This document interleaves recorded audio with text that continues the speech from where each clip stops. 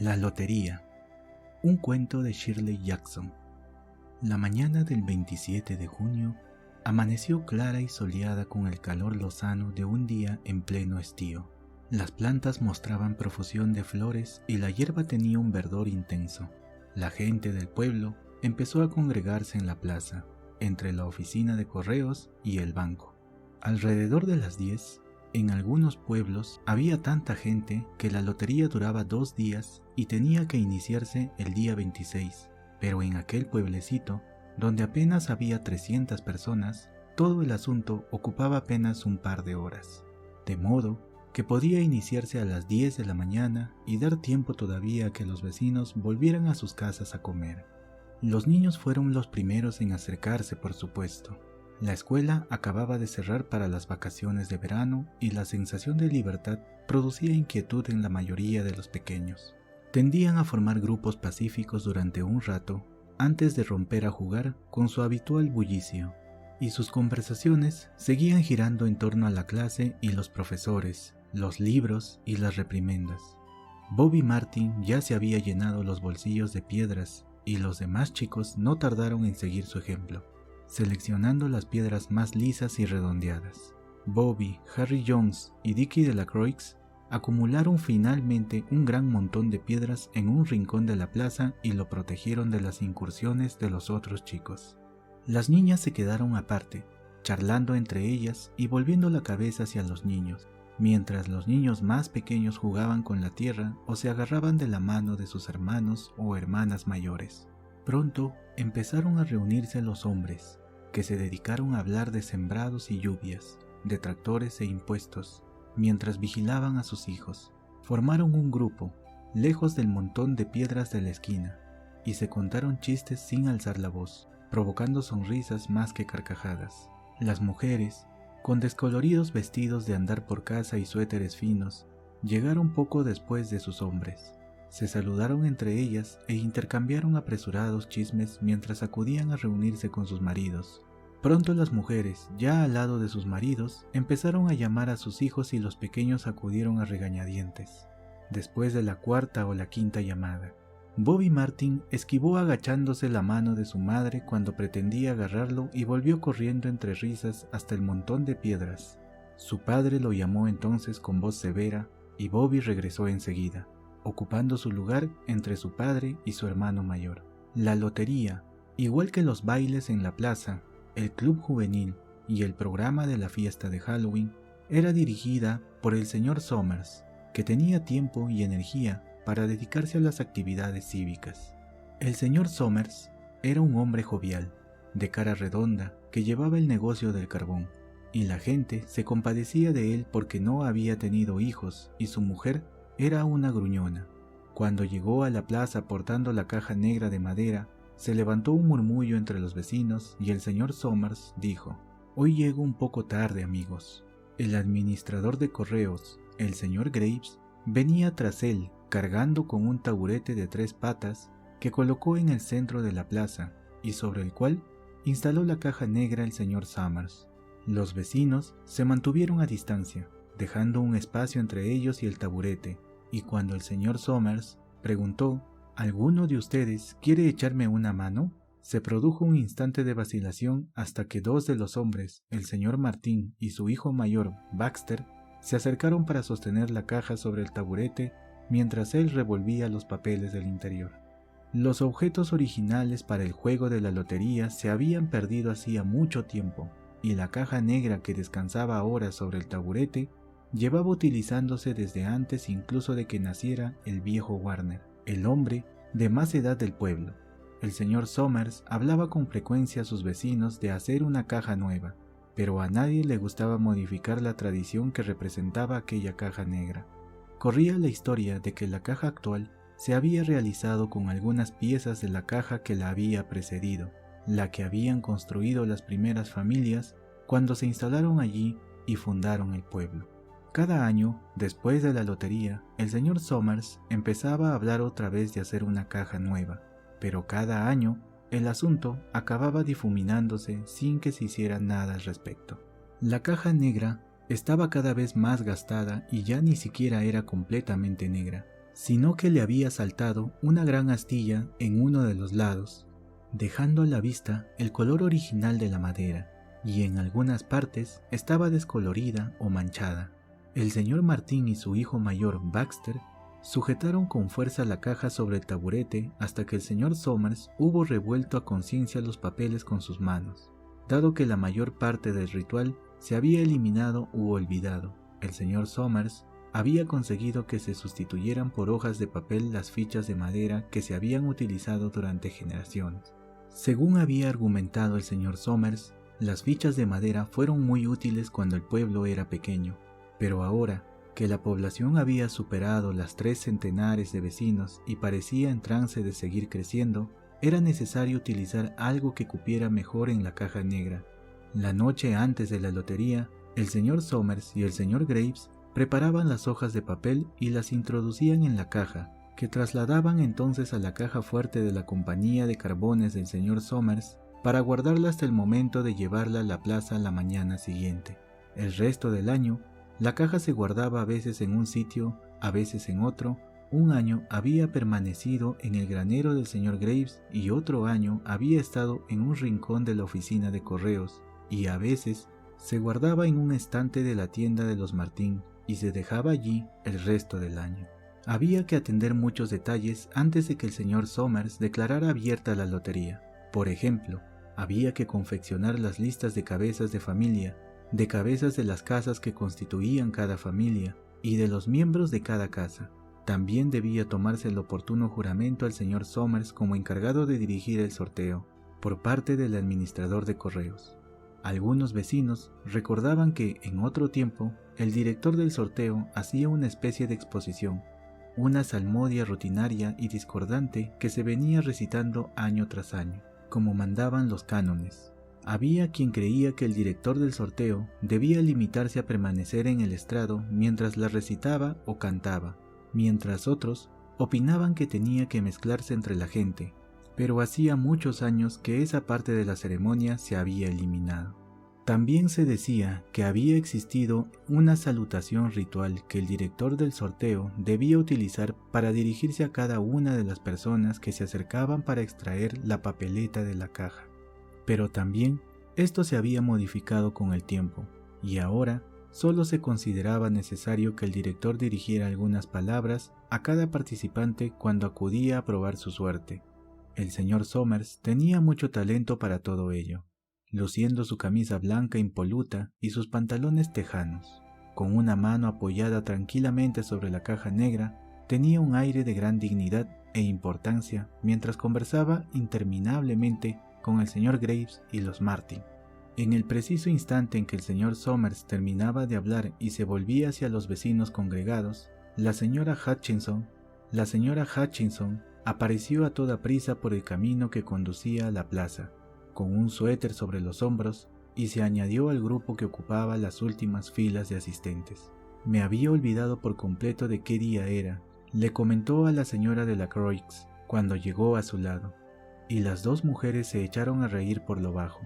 Pensaba que mi marido estaba en la parte de atrás de la casa apilando leña, prosiguió la señora Hutchinson, y entonces miré por la ventana y vi que los niños habían desaparecido de la vista. Entonces recordé que estábamos a 27 y vine corriendo. Se secó las manos en el delantal y la señora de la Croix respondió: «De todos modos, has llegado a tiempo, todavía están con los preparativos». La señora Hutchinson estiró el cuello para observar a la multitud y localizó a su marido y a sus hijos casi en las primeras filas. Se despidió de la señora de la Croix con unas palmaditas en el brazo y empezó a abrirse paso entre la multitud. La gente se apartó con aire festivo para dejarla avanzar.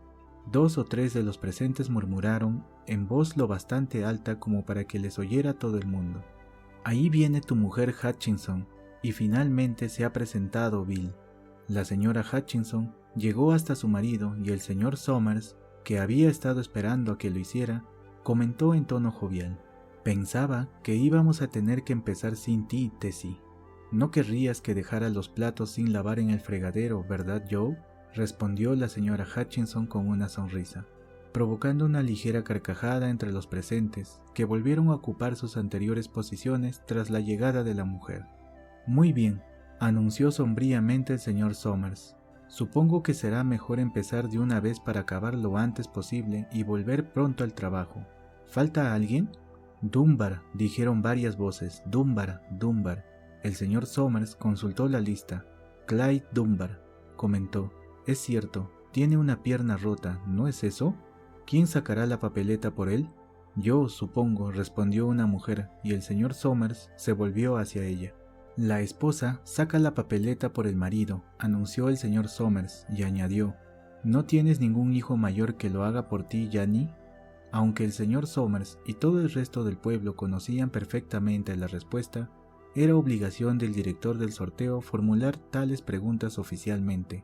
El señor Somers aguardó con expresión atenta la contestación de la señora Dunbar. «Horace no ha cumplido aún los 16», explicó la mujer con tristeza. «Me parece que este año tendré que participar yo por mi esposo». «De acuerdo», asintió el señor Somers. Efectuó una anotación en la lista que sostenía en las manos y luego preguntó: «¿El chico de los Watson sacará papeleta este año?» Un muchacho de elevada estatura alzó la mano entre la multitud. «Aquí estoy», dijo. «Voy a jugar por mi madre y por mí». El chico parpadeó, nervioso, y escondió la cara mientras varias voces de la muchedumbre comentaban en voz alta: «Buen chico, Jack», y «Me alegro de ver que tu madre ya tiene un hombre que se ocupe de hacerlo». «Bien», dijo el señor Somers. «Creo que ya estamos todos. ¿Ha venido el viejo Warner?» «Aquí estoy», dijo una voz, y el señor Somers asintió. Un súbito silencio cayó sobre los reunidos mientras el señor Somers carraspeaba y contemplaba la lista. «¿Todos preparados?», preguntó. «Bien, voy a leer los nombres, los cabezas de familia primero, y los hombres se adelantarán para sacar una papeleta de la caja. Guarden la papeleta cerrada en la mano, sin mirarla, hasta que todo el mundo tenga la suya. ¿Está claro?». Los presentes habían asistido tantas veces al sorteo que apenas prestaron atención a las instrucciones. La mayoría de ellos permaneció tranquila y en silencio, humedeciéndose los labios y sin desviar la mirada del señor Somers. Por fin, este alzó una mano y dijo: «Adams».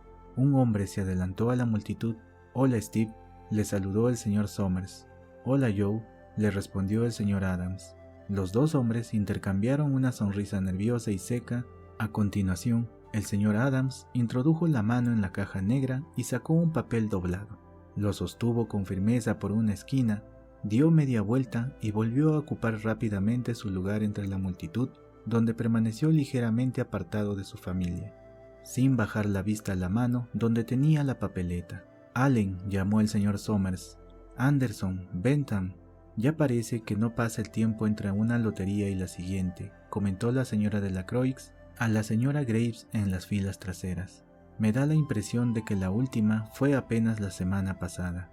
«Desde luego, el tiempo pasa volando», asintió la señora Graves. «Clark, de la Croix». «Allá va mi marido», comentó la señora de la Croix, conteniendo la respiración mientras su esposo avanzaba hacia la caja.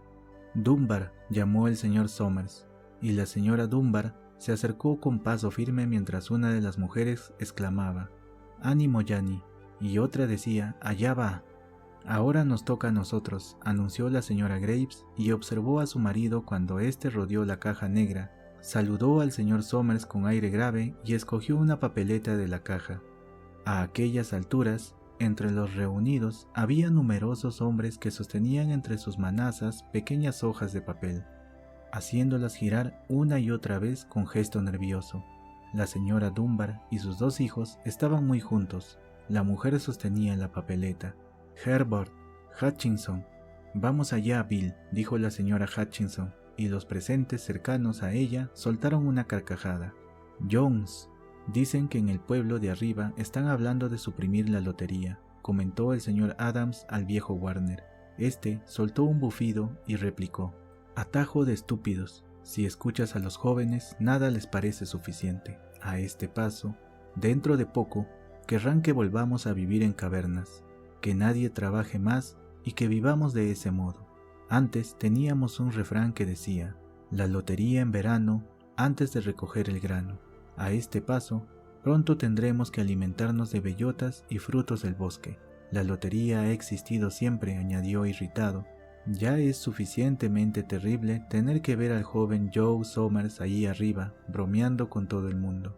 En algunos lugares ha dejado de celebrarse la lotería, apuntó la señora Adams. Eso no traerá más que problemas, insistió el viejo Warner testarudo. Atajo de jóvenes estúpidos. Bobby Martín vio avanzar a su padre.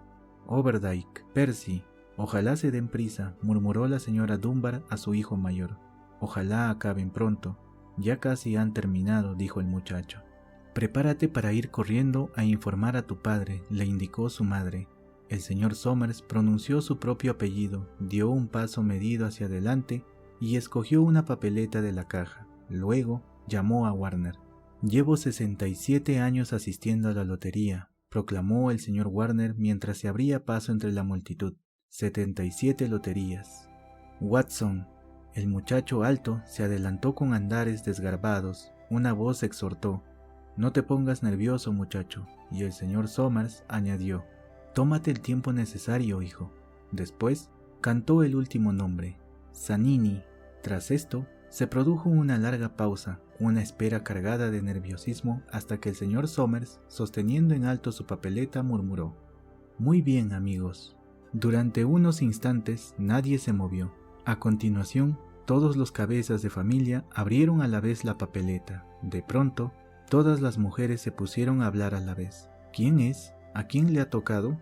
¿A los Dunbar? ¿A los Watson? Al cabo de unos momentos, las voces empezaron a decir: es Hutchinson, le ha tocado a Bill Hutchinson.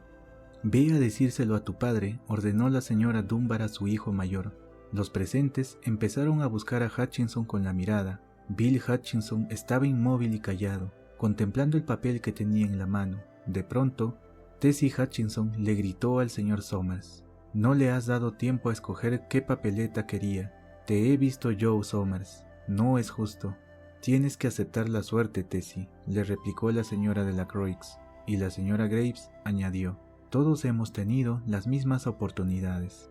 Vamos, Tessie, cierra el pico, intervino Bill Hutchinson. Bueno, anunció el señor Somers, hasta aquí hemos ido bastante deprisa, y ahora deberemos apresurarnos un poco más para terminar a tiempo. Consultó su siguiente lista y añadió: Bill, tú has sacado la papeleta por la familia Hutchinson. ¿Tienes alguna casa más que pertenezca a ella? Están Don y Eva, exclamó la señora Hutchinson con un chillido. Ellos también deberían participar. Las hijas casadas entran en el sorteo con las familias de sus maridos, Tessie, replicó el señor Somers con suavidad. Lo sabes perfectamente, como todos los demás. No ha sido justo, insistió Tessie. Me temo que no, respondió con voz abatida Bill Hutchinson a la anterior pregunta del director del sorteo. Mi hija juega con la familia de su esposo, como está establecido, y no tengo más familia que mis hijos pequeños. Entonces, por lo que respecta a la elección de la familia, ha correspondido a la tuya, declaró el señor Somers a modo de explicación, y, por lo que respecta a la casa, también corresponde a la tuya, ¿no es eso?